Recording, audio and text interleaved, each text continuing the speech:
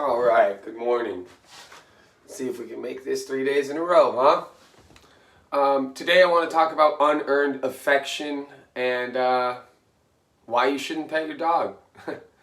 Now this is kind of a weird subject, a touchy subject with a lot of owners of dogs. Let's just be honest. I'm going to say things that a lot of people aren't going to agree with. So we'll just start there. Before I go, I'm going to actually get a sip of my coffee.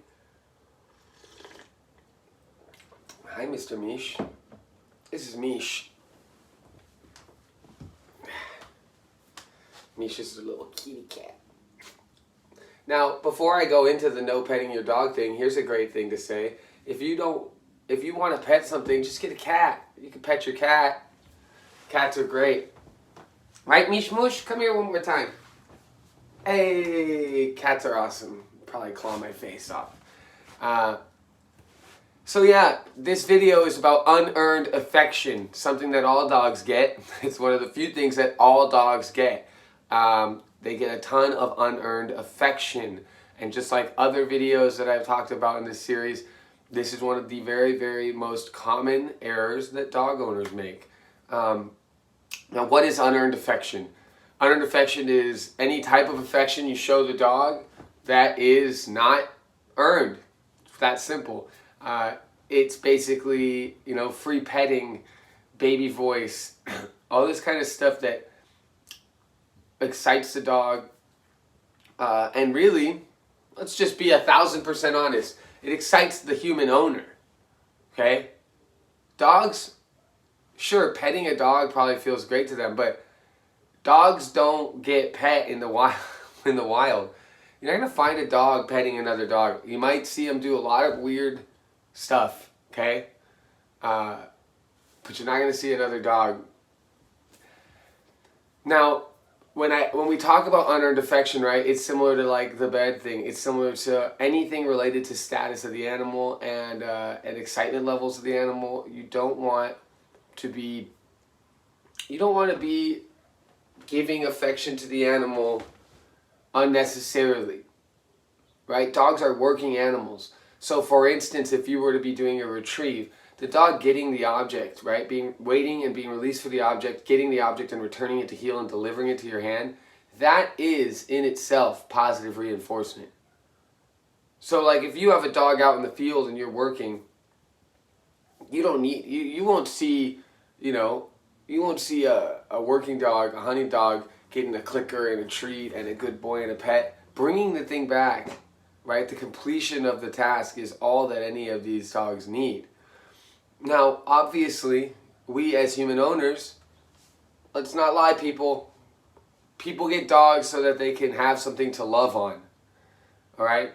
And this is the video for tomorrow, is like love is not going to work as the main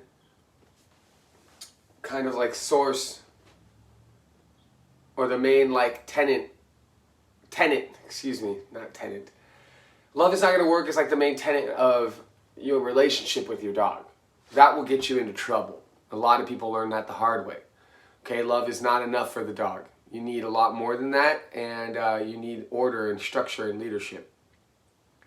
So when you're giving your dog unnecessary pets, you're sending the wrong message and you're exciting the dog.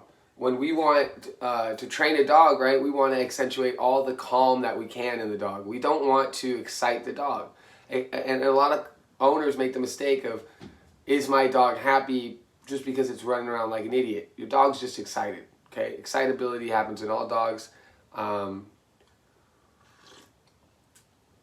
I always make sure to tell my clients, like, happiness is not excitement, and excitement is not happiness, okay?